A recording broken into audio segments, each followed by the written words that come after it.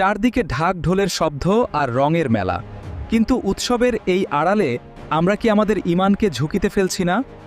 মঙ্গল শোভাযাত্রা কি আসলেই মঙ্গল বয়ে আনে?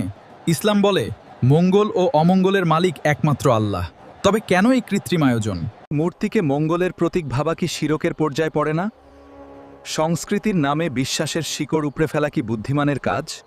আমরা বাঙালি, এটা আমাদের পরিচয়, কিন্তু আমরা মুসলিম, এটা আমাদের অস্তিত্ব।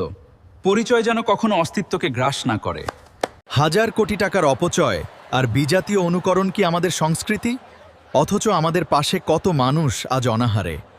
নতুন বছর মানেই নতুন করে আল্লাহর শুকরিয়া আদায় করা, গত বছরের ভুল শুধরে নেওয়ার এক নতুন সুযোগ। পান্তা ইলিশ কি কেবলই বিলাসিতা? যখন বাজারের আগুনে সাধারণ মানুষের নাভিশ্বাস, তখন এই উৎসব কি এক ধরনের পরিহাস নয়? উৎসব হোক নির্মল, ইবাদত হোক খাঁটি, শিরক ও বিদাত মুক্ত একটি নতুন বছরের স্বপ্ন কি আমরা দেখতে পারি না? আধুনিকতা মানে কি পূর্বপুরুষদের কুসংস্কার আঁকড়ে ধরা? ইসলাম আমাদের দিয়েছে শ্রেষ্ঠত্বের মাপকাঠি, তাকওয়া। কল্যাণ আসে আল্লাহর রহমতে, কোনো জড় বস্তুর মিছিলে নয়। আপনার বিশ্বাসকে রঙিন করুন নেক আমল দিয়ে। স্রোতে গা ভাসিয়ে দেওয়া সহজ, কিন্তু সত্যের পথে একা চলা কঠিন। আপনি কোন পথটি বেছে নেবেন?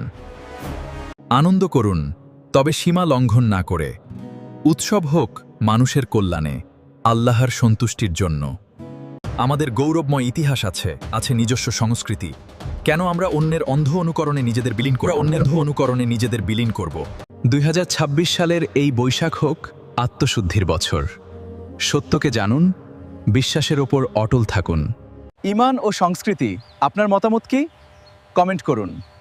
আল্লাহ আমাদের সঠিক পথে পরিচালিত করুন। আমিন।